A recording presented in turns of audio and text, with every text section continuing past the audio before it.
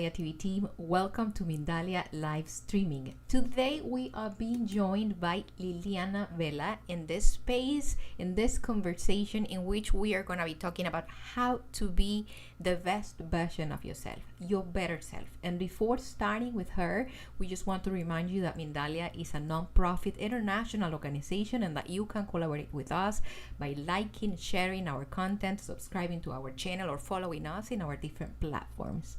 I'm not going to delay this any further because we have a pretty interesting conversation to be having with Liliana. Liliana, welcome to Mindalia. This time in English. You've been with us several times in Spanish. We wanted to bring you to our English platform as well. How are you doing today? I'm doing great. Very honored now to be in this amazing world of English speaking, and it's differently to talk in your natural language. And my patients that I have in English, they're always saying like, "Go for it, go and have conference in English," and I was like, "It's not the same, but it is. It is, and the soul is talking and." The awareness is out there to be reaching to as many people, and hopefully we can share a little bit of wisdom or helpful tools for reaching the life that everybody wants. That's exactly what we want to do. That is exactly why we dare to go crossover language and bring ideas in, because that's what we want. We just want this knowledge that we are sharing on a daily basis to reach as much people as possible. So yeah, let's just communicate and bring a little bit of what you have. Liliana, you proposed an idea. Let me fix my microphone here because it's a little bit crazy. You proposed an idea about being your better self, the very best version of yourself. And what's that? How do I know, first, where am I starting from? And what is there a limit to be the best version of myself? Or is that something that, keeps increasing? There's always room for improvement on that? I believe so, yes. All my branding is around your best self. It's, that time that you come into awareness that exactly those questions. How do you do that? And what are the steps? What is doing those people that apparently they have it all and they have this dream life, they have everything they want. How do they do that? Is that there out there for all of them or all of us? Or is that just for a certain amount of people? What is the difference between those people and we as regular people? And I believe that there's so many reach in every single one of us, and trying to reach for it, trying to believe that first of all there's always more. It doesn't matter where you are standing in life, there's always another level, there's always another way to do it better or more fulfillment, to find more fulfillment in what you do it more from the heart, do it more from a peace, not reaching for more money and then sacrifice your kids or your family or your even your peace of state of mind. You're going crazy towards this unreachable life that you are apparently being sold by media, by other people. And I believe it's a especially unique journey. Your journey, my steps into my best self. It's just an unique and unrepeatable steps into what I know that it's my best self. I love that you bring that up, the fact of the journey being an individual path. That maybe, yeah, my journey may look similar to yours, and then I look up to you because you're doing something that I find that I can admire, but probably something helpful is identifying what is my journey, the journey that I came here to walk. How do I tell myself apart from the crowd? How do I find that path that has been made specifically from me? How can I find it?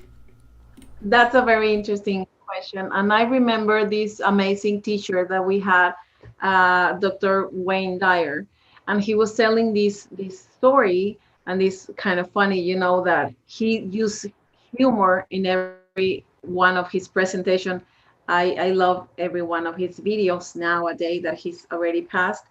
And he was trying to explain exactly this. And he was trying to explain it with this story that he was in his house and he lost his keys, his car keys. So he started looking in the part of the house, which it was outside, because it was more light in there. The inside of the house was like kind of dark. So he was looking for the house outside of the house. And then a neighbor came by and he's like, "Hey, Wayne, what are you doing?" And he's like, "Well, I lost my keys." "Oh, it's not a problem. Let me help you out trying to find the keys." So they start going everywhere. And then the neighbor asked him, "Where do you lose your keys?" And he said, "Well, inside the house." And he said, "Why are you looking for your keys outside the house? You lost them inside the house. It's more light." What he mean like that, it's like usually what we see outside of ourselves, it's more visually uh, available. Is look in your path and not to see within. So because within usually it's a place that we don't want to go. We don't think there's any answers within ourselves because we don't trust ourselves. We think everything is outside. When the weather, when the country, when the family, when everything else it's changed, then I'm going to be happy. Then it's going to be my turn. Then I'm going to be ready. But usually we don't look in the only place that everything is in, which is within. But when you hear that, you go like, "Wait, what?" How do you connect with that place that it's empty pretty much because you don't go there, or it's not visited as much?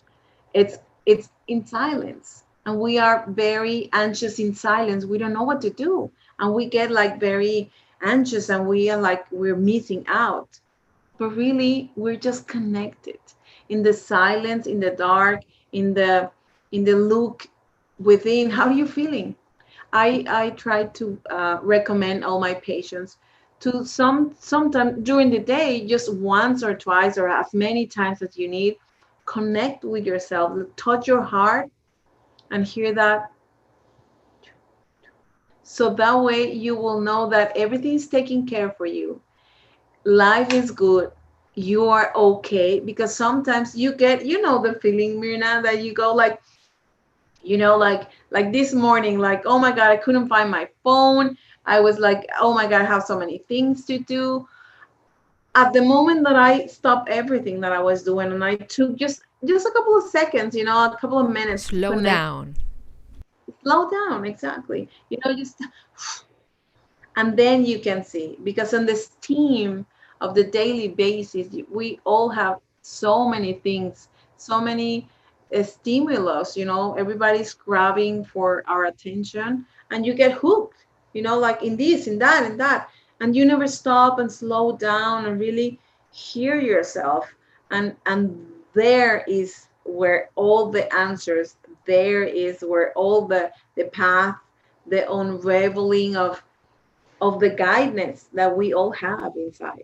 You get hooked. You are saying something that I find very interesting, because it's so easy to get hooked on listening to someone else's opinion, to finding value in what other people has to say, to finding our appreciation towards ourselves based on the feedback we are getting from other people. The beginning of that race towards self-appreciation, towards self-observation, how can we start doing that? Because we already established, yes, we are being bombarded with information about how we are supposed to look physically, visually, how we are supposed to feel, if it's okay to feel like this, if it's okay to feel like that. So how do I, without isolating myself and without being self-centered, how, from your perspective, can I go back to reconnect with that source of self-identification? Okay, I'm gonna find, if I'm gonna be the best me, who's me? How do I go back to that? And that's the starting point of actually the starting point of the book. One of my books is get to know yourself. because since we just look more often to every single external thing and we don't connect with us, it's like, oh, she's doing that, I should be doing that. Why am I not doing as much as her, or as successful as her? There's always going to be a focus in people that are going ahead of you in the path, and they have more success or more beauty or more, but there are people behind you and they're going to be less successful, they're less forward in their goals or their reach to whatever they're looking for. What it's very important to remember is like, this is my movie. This is my movie, and I'm the star in my movie.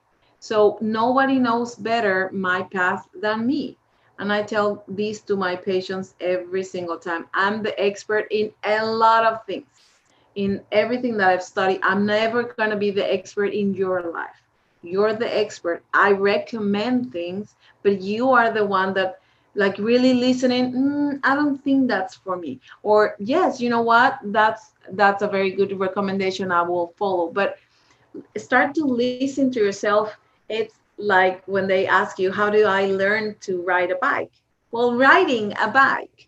How do you start listening to yourself? Well, really take a moment to listen of what you want, because especially in when you're battling in making choices, and you start calling everybody, hey, what do you think about, should I get the job, should I not get, and everybody's going to be responding in their movie.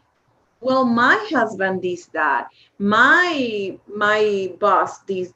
Yes, exactly, yours. That's not my path, that's not.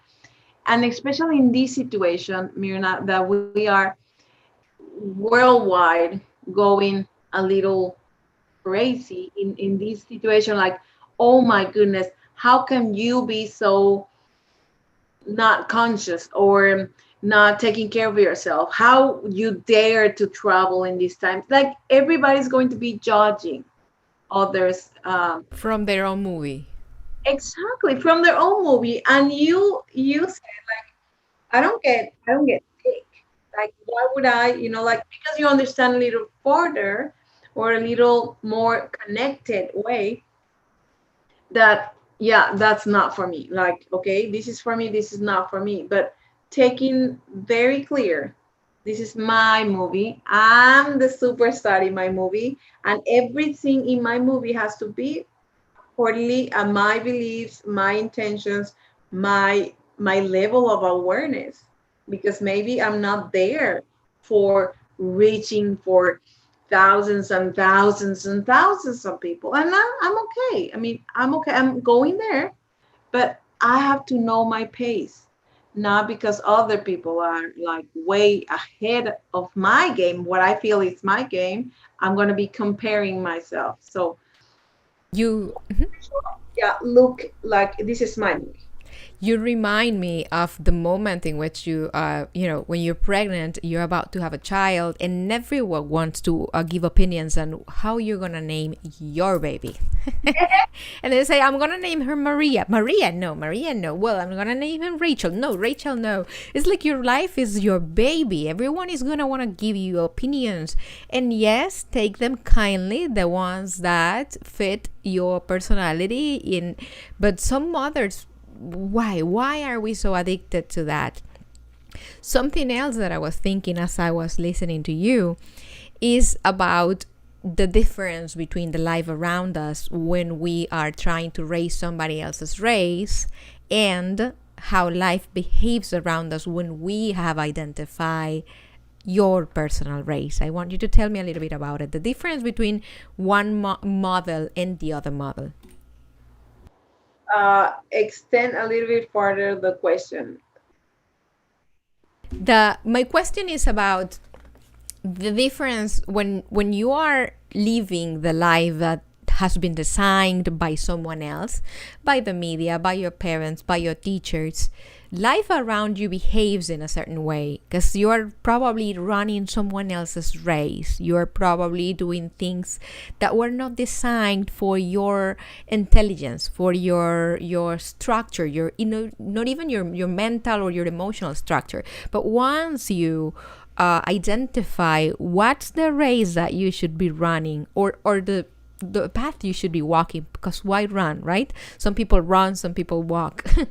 What's the difference? How is the life of those two people that, you know? Yes, I believe, in my opinion, you have an inside GPS.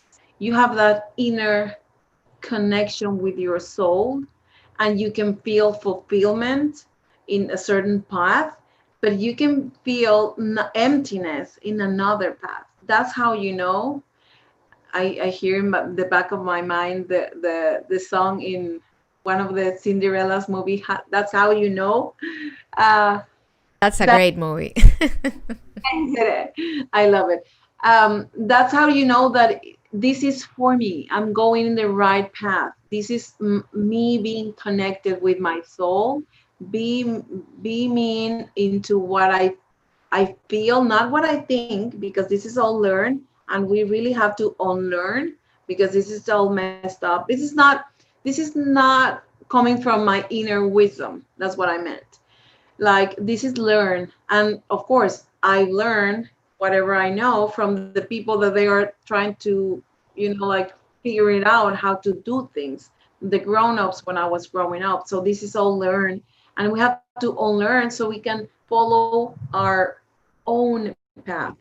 There's no race. You're never behind where you're supposed to be. You never get it done, and you never get it wrong, because you're always expanding.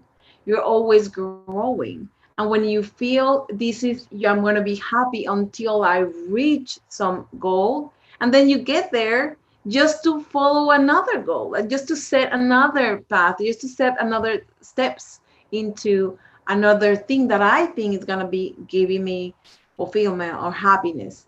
The key here is not to wait until that it's done. Just enjoy the process, because every process has a purpose. And when I reach into, oh, I'm going to be happy until I am this age, or until I'm married, until I have a boyfriend, until I don't have a boyfriend, until I get whatever, no, until I'm divorced, until I get married. Like, there's always this mental thing that I'm not there yet. But if we can just find fulfillment in the daily basis, in the I'm going craziness, in the I have everything figured out, and now I'm not, and now I do. There's not like I got it all. There's nothing like that. And that's like something that somebody else has taught us, that once you have the career, the family, the kids, then you're going to go crazy, because there's so much in your plate and you're not ready for that.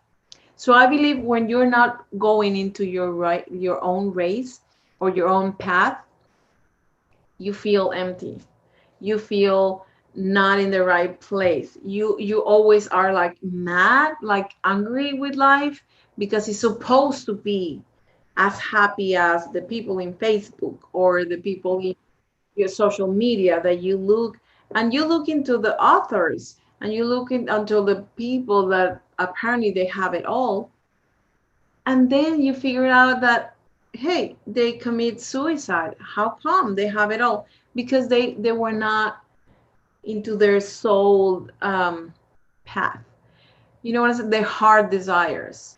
They were just, fulfilling somebody else's, like you said, somebody else's path, or they should be, right? We all have this should be. That shouldn't be like that. What I know is that it shouldn't be that hard. That's the only thing. It should be like more at ease, more like enjoying the ups and the downs. And it's always okay to be feeling what you're feeling. Remember that those time that the first time that man went into the moon, they step into the moon, and then they did a lot of research, because once you reach that high, what's going to be the next level, right? So they had a lot of information on how human mind is always reaching for growth, you know. And when you have gone into what men thought capable and beyond, what's next, right? So we have to have a balance in between reaching for more and be content with what you have right now, and stretching yourself and not get lost in the process. You know what I'm saying? I don't know if Yes, I actually love the fact that you're saying that it's balance, like how to be happy with what I have and still have the drive for growth. I really like it. And there is something I want to rescue from what you said before, and it's you were talking about the bad days. And I think I have a passion for exploring how the bad days of the people that sit here with me are. Because it's very normal that we think that since someone has achieved some sort of consciousness and some sort of balance and well-being, those days don't exist. And I want to hear about the bad days. I want to hear about how do you handle that day in which your heart is so heavy that you just don't want to leave your bed, for example. What do you do when that happens? like this morning, not go like I remember those that We don't have to go that far. have to go that far. No, no, no, no, no, because it's a human condition, you know, like it's a human design that we have into, maybe you had a bad night or you have a bad dream or whatever is it. I believe the what works for me is not abandon yourself, or like just start judging yourself like, oh my God, you shouldn't be feeling that. You're a psychologist, you have everything figured out. Don't you teach this to people? Like, stop judging yourself and stop judging what you feel. It's always fine to feel what you feel. So acceptance, it will be the first step, that it's okay. Yes, I am very open in the battles that I'm going through with the family, with my husband, with the kids, with adolescents, with my job, with everything, because trying to reach into the not being normal or not being human, it's very lonely, you know. It's very um not true to yourself. So it's okay to have those days. Like, don't judge, stop judging. Like, it's not judge, stop judging yourself and stop frighten yourself, you know. Oh my God, maybe I don't know as much as I should have known, or maybe I'm not as good as I tell myself to you know, all these battles in your head. Like, stop, it's just a bad day, it's not a bad life you have, I right? think you are hitting a very good point there about it is lonely.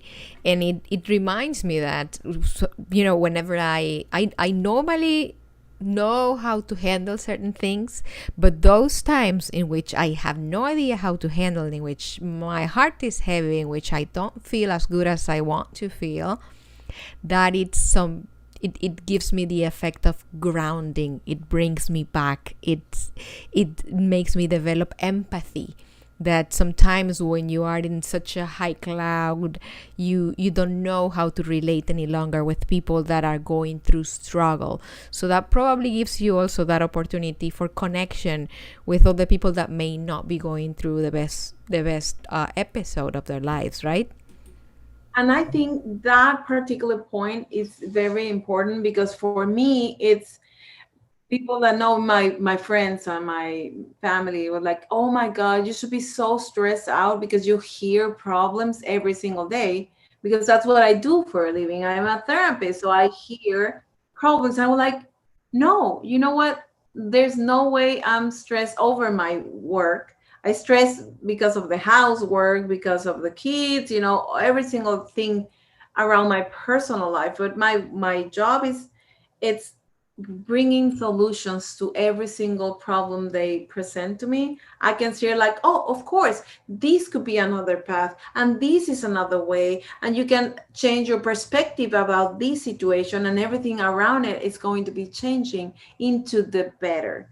So it's just a training, to be aware. And I can see, well, it's kind of weird, but I can see my thoughts, going like, oh my God, you're such a fake person. You're having a bad day. You shouldn't be having that. And I was like, no, no, no, no, no.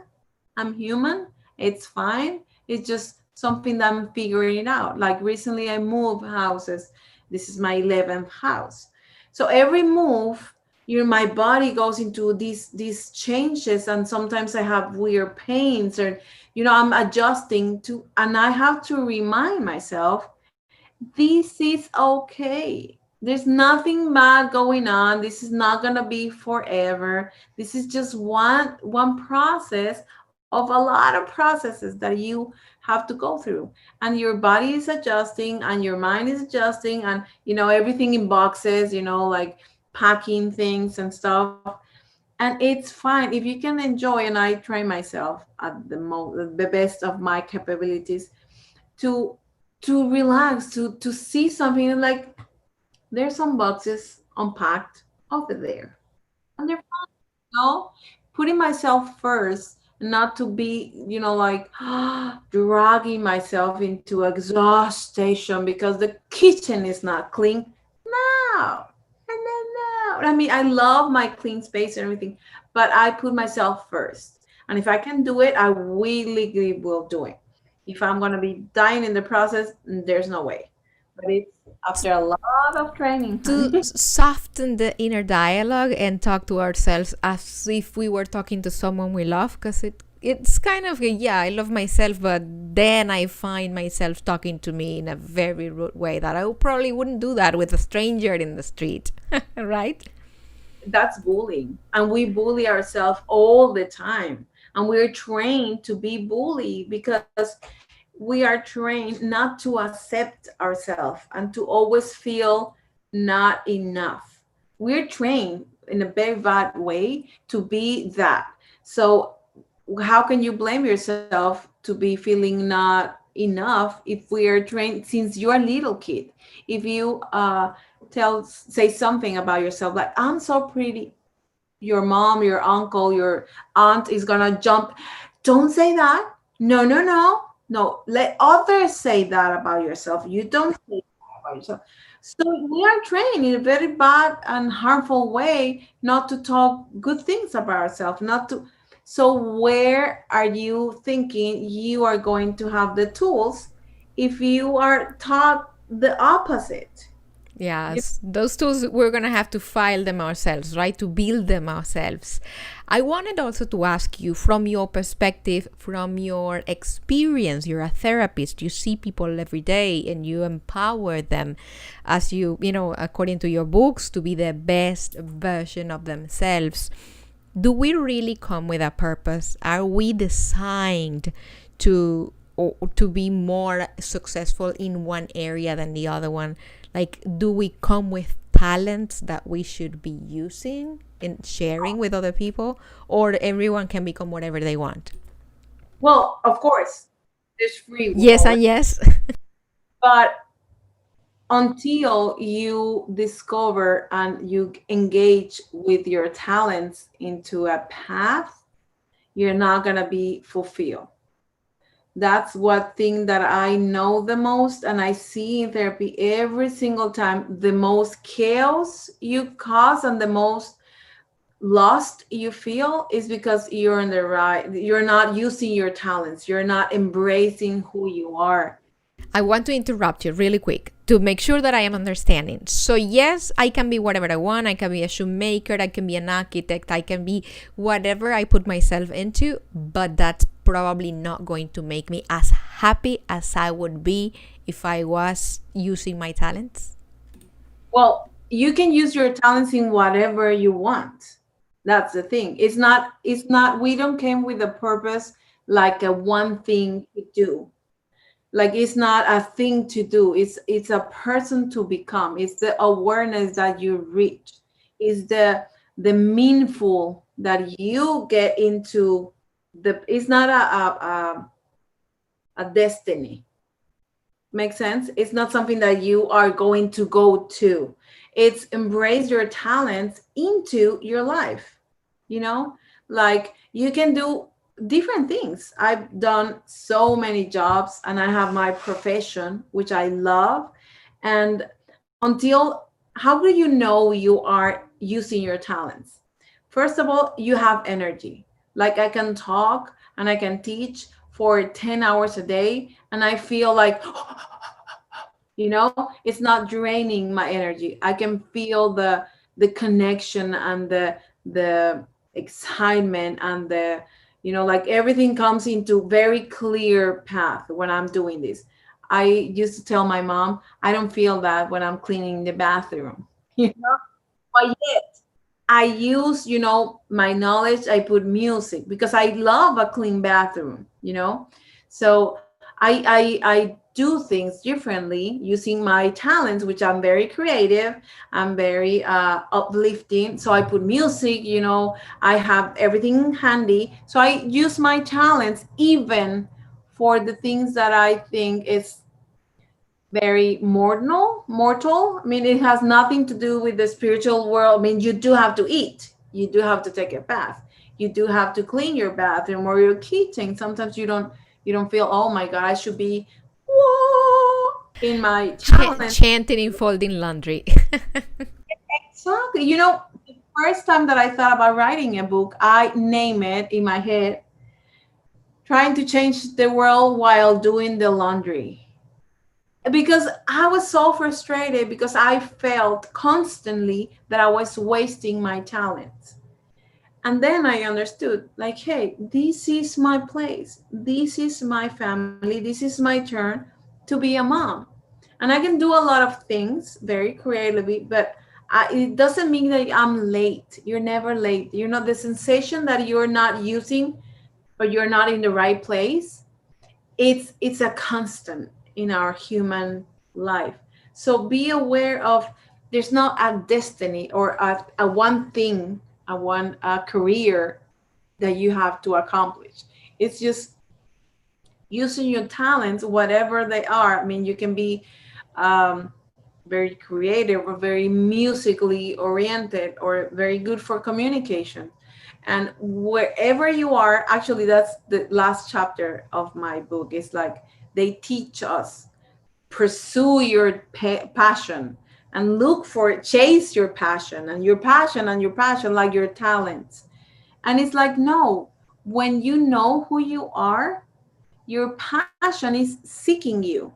It's wanting to get connected with you, and you can use it all the time. It's wonderful. I've heard something similar, like the things you've always dream of are dreaming about you as well. Oh yeah, So how but do you connect? It's super. The more I learn, the more I hear, the bigger the gap of my question, which is how do I bring it from here to here? How do I actually put that into practice? What does it take for someone to decide to move and activate all that knowledge and make it happen and actually go and change the world while doing laundry or while doing your dishes? What does it take for someone to wake up? I guess when everything's going wrong, when you're very uncomfy, when you're sick and tired and not feeling enough, or you're not inside that's not the path. You know that there's more, and not reaching in outside of your comfort zone to stretch yourself into the unknown and trust yourself. Like, if you're gonna be pushed into a corner and you have to jump, either you start to learn how to fly or somebody's going to be cutting you. That's like, I believe there's two things that you can work like very, very consciously into: your beliefs about life and your beliefs about yourself. Because if you don't trust those two and you feel like this is a very unfair world, this is a very bad world and somebody's going to be hurting you, that it's going to be hurting your progress. And if you feel like you're not enough, you're not going to be reaching into the unknown because, oh my God, what's going to happen if I mistake, I'm commit, how do you say that? Comete un error? To make a mistake. Mistake, exactly. What's going to be, I mean, maybe I lose something. So it's just stop hearing your thoughts that it's always gonna be telling you no, no, no, no, no, no, no, no. You're going to be doing what? Excuse me? Of course not. You're not good enough. You're not ready. That's not for you. It's a mistake. Stop hearing this and connect with, and then you do it. 5-second rule of Mel, I forgot her last name. This TED talker that it's amazing. I love her. And she mentioned a 5-second rule that your mind is going to be having a 5-second rule. Like, oh my God, I wish I can write a book. And then it was like 5, 4, 3, 2, 1. No, no, no, no, no, no. Your mind is stopping you every single time. Like, don't you dare. Of course. No, no, no, no, no, no, no. Like, don't do that. So get to know how are you wired. And getting to know yourself as a part of everything. It's like how to trick your mind into doing what you want to do, because that lady is going to try and stop you. It's like I'm under the feeling that we are like, I'm not going to dance until I know all the steps. How are you going to know all the steps if you don't go out and dance? Right? Trying and trusting. 2 T's. Trying and trusting, knowing, you know what has been the turning point for me is to own, because if you know something, it's not owning it. To own that there's no mistakes. There's not mistake. You're never in the wrong place at the wrong time. There's not such a thing as that in the universe. So what I do with my patients is start building credibility to get to know if I'm really capable of. So we start going through, the nature, how perfectly and balanced everything is. And animals, we start reaching into different things of animals, how cockroach, that they're awful. And they have this amazing skeleton or bodybuilding that they will resist, nuclear bomb. So you start reaching and building credibility so you can understand how powerful you are.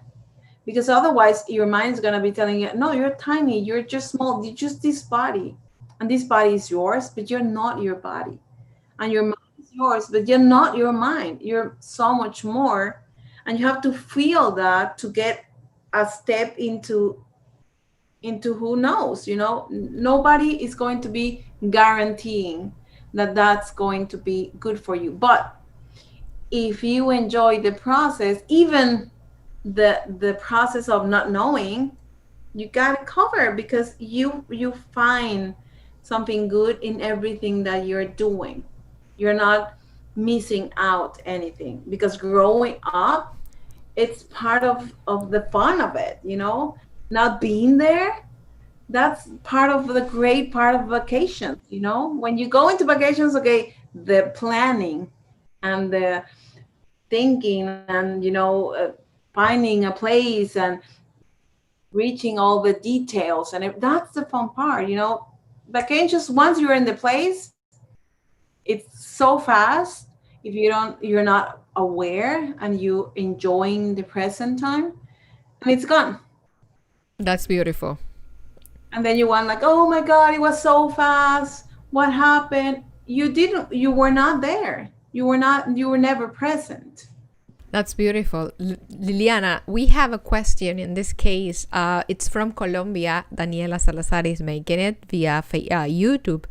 And she's telling us, it has been very challenging for me to get back to track since I lost so much income in June. I feel sad many times. What can we say to Daniela? So how can we cheer her up? Well, train your focus. I don't think Daniela needs a cheer team. She needs, like, what can I do? Change your focus, because when there's a lack of something, there's a purpose very, very clear in why are you living this. So change your purpose. Don't go into the why, go into the how can I turn this around. Your focus, your perspective about things in front of you, that's going to be crucial thing to turn this around.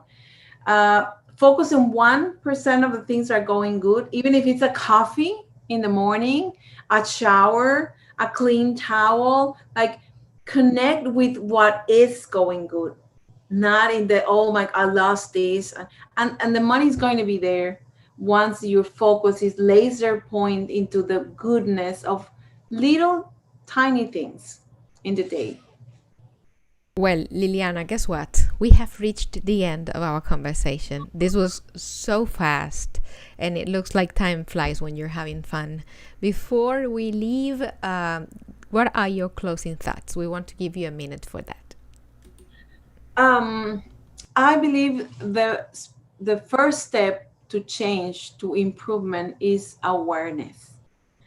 Make time for question everything. Why is this the only way to do this thing? Or why am I not there yet?